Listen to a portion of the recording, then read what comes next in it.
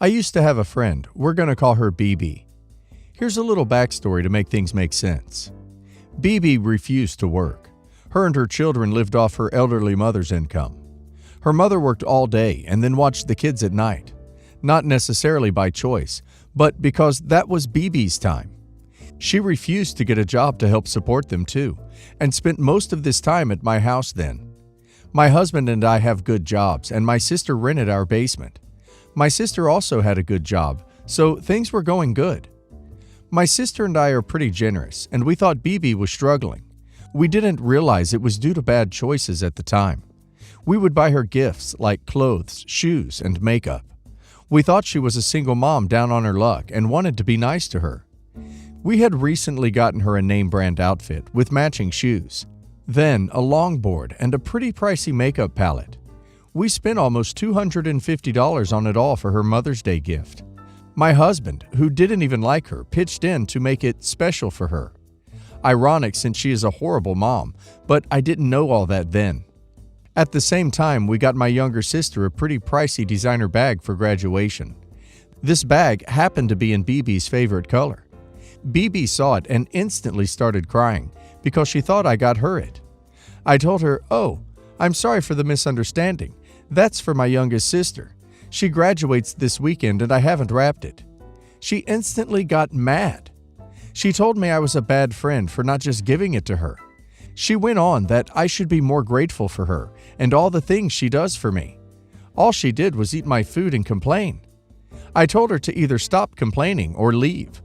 She shut up and gave me the cold shoulder for an hour in my own home until I finally got annoyed. I knew BB had an anger problem. I had seen it directed towards others, so I made an excuse for her to leave.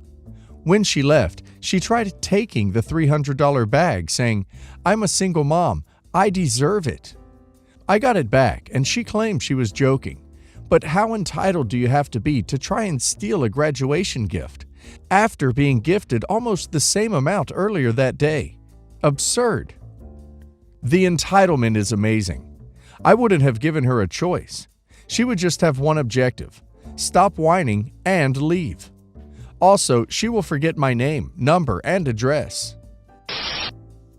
Once upon a time, my brother, 41 male, was normal, as much as anyone is. Ate meat, drank beer, had a normal life. Probably about 10 or 12 years ago, he became ill. It was a lot like chronic fatigue or lupus, but wasn't diagnosed as either. He was pretty sick for quite some time. He and his wife, 40 female, started trying different diets to see if changing things up would help. They started doing without gluten first, I think, which is something she had reactions to. This was the beginning of a slow, deep dive into something far beyond veganism, to almost an obsession with the purity of anything they eat, interact with. Fast forward about 5 years and they have a little girl. About 3 years after that, they have a little boy. Both kids, 7 female, 3 male, are happy, healthy kids.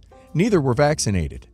They are being raised vegans with strict attention to make sure they are getting the proper nutrients, etc. I want to stress this because they are absolutely loving parents. Over the years, because my mom has been babysitting them, she has also changed her diet to mostly match theirs. Vegan, only coconut water or purified water. It makes things easier on her, which I'm all for. I don't have a problem with her following a vegan lifestyle. Dad, 70 male, has switched to veganism as well, with the occasional fish when we go out, if we go out. I'm a vegetarian, at first for dietary reasons, but now because of ethical reasons too. My husband is pretty much an omnivore. As the years have passed, their diets have become more and more restrictive. First, they were vegan, then raw vegan. Then they started to get unnerved by pretty much everything and anything. They don't eat many grains, nuts, oils, or salt. There are a few grains they are okay with. More jacked up examples of crazy stuff that has gone on. They stopped letting my nibblings play with real Play-Doh because of the oils that were in it. Where once my niece was a Frozen fanatic, she is only allowed to watch a movie as a special treat on her birthday.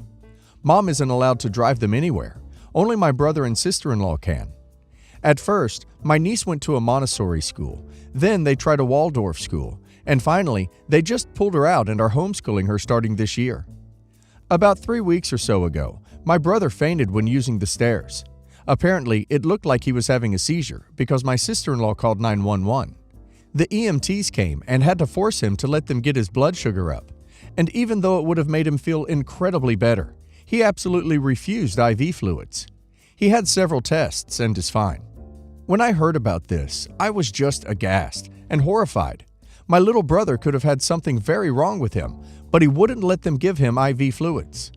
I wrote an email to my mom telling her that if something happened to my nibblings and they weren't allowed treatment, that I would call CPS right away. She swears they would allow treatment.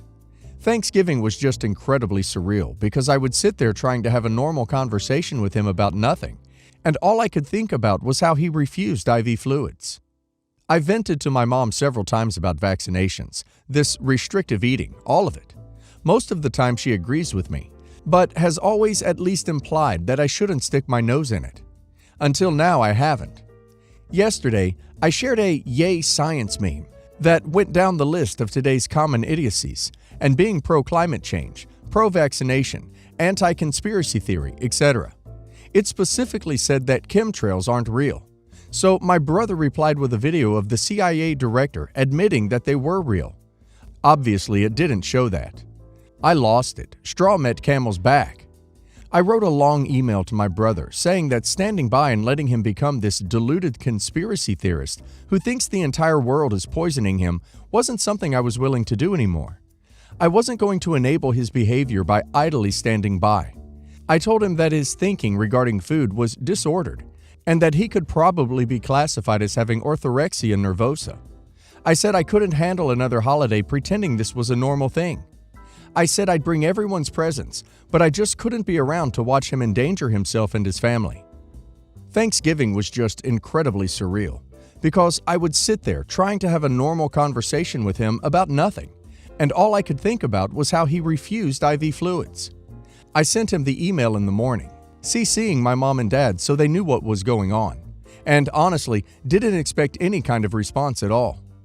I got a response from my mom in the afternoon that essentially said that my brother was devastated, that he couldn't believe that I would disown him because of his lifestyle choices. A couple of emails later, she said that before I condemn him, I must be open to the reason, and that I should be more open-minded. The reason she mentioned, vaccination, was that they were worried about the heavy metals as preservatives. She hopes that I reconsider my Christmas boycott, as it will hurt us all.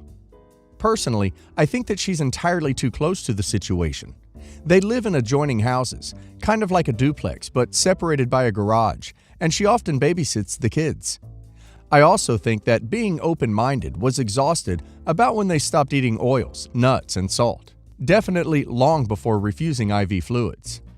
I'm pretty stubborn. I'm also rocking the boat, which doesn't really happen in my family. Dad hasn't written to me at all about it. I'm honestly at a loss as to what to do. How do I proceed? Hey OP, I grew up in a similarly ridiculously restrictive, without any regard to science, religious household. Not allowed to eat certain foods. In my mind, it's a serious complex of believing that in many cases, undereducated people getting their tinfoil hats on and believing that they know more about things than anyone else, including scientists and doctors. Truly, I believe it always stems from a psychological need for control. A doctor informally diagnosed my parent, who was the driver of this lifestyle, as having Munchausen's by proxy syndrome.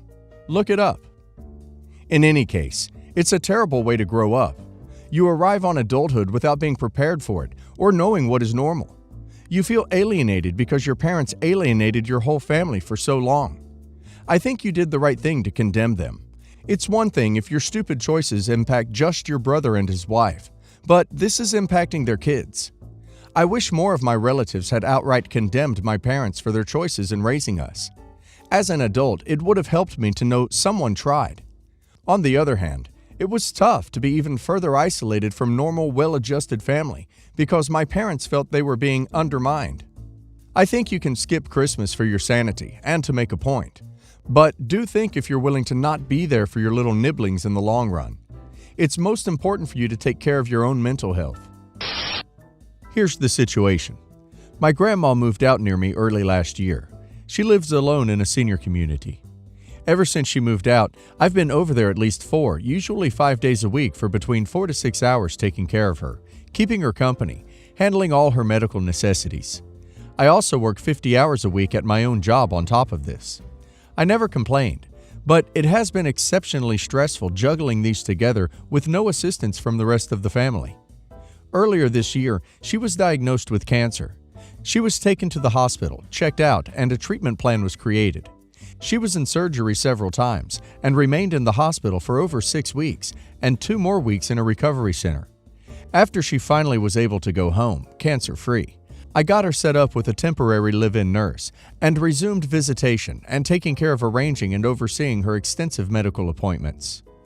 After she was finally able to go home, cancer-free, I got her set up with a temporary live-in nurse and resumed visitation and taking care of arranging and overseeing her extensive medical appointments. I should explain that while she was at the recovery center, her room phone was too far away for her to reach from her bed, and people were calling frequently, and she could never reach it, and it bothered her. So rather than see her risk injury trying to get it, she asked me to mute it. I provided updates to everyone who was regularly calling via group text and emails, and explained why the phone calls weren't going through. This was apparently a grave offense. Not long after she returned home, I started getting very aggressive texts and phone calls from my cousin, 40 female, and her mother, my aunt, 66 female.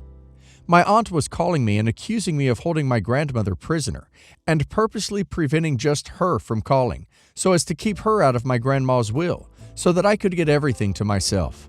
My cousin was texting my father and I, and just being aggressive and possessive of my grandmother in her messages, announcing that she was coming out and essentially telling us not to be there when she is there. My cousin arrived about a week later. Her first act was to run to all my grandma's neighbors and tell them that I was the reason she was in the hospital, that I was her mentally and physically, and that they need to report anything they've seen me do directly to her, my cousin. Her second act was to drive away the live-in nurse. Her third act was the spend 3 days trying to convince my grandma that I hate her, that I have been A-ing her, that I spend so little time there, 20 to 30 hours a week, because I can't stand her, and that I gave her cancer. My aunt was openly telling anyone who would take her calls that my care for her was what caused the cancer.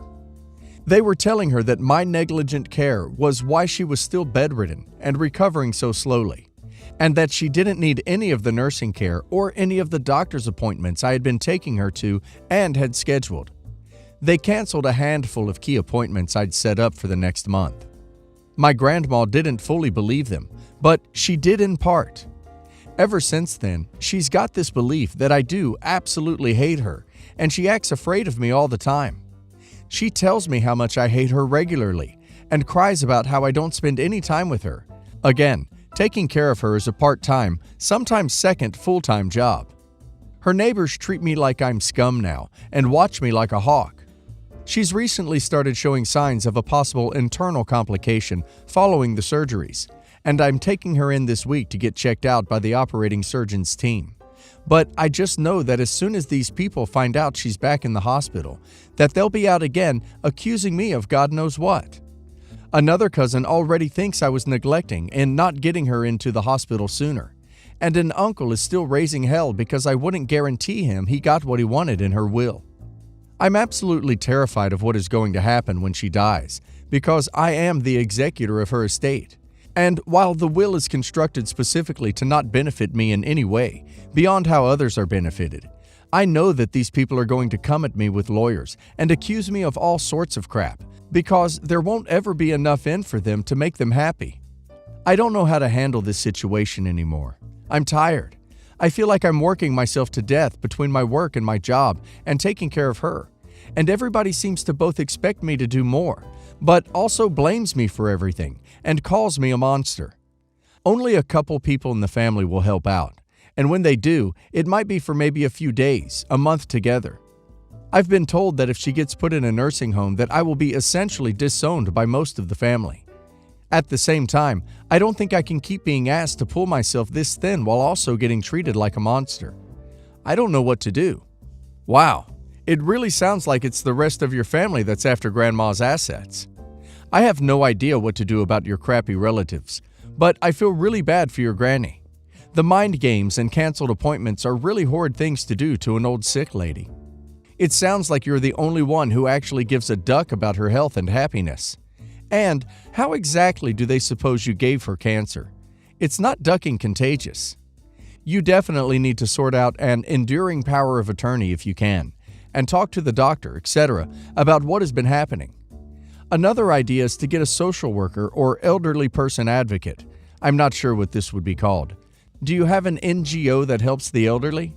Involved on an informal level to talk about what has been going on and what you can do.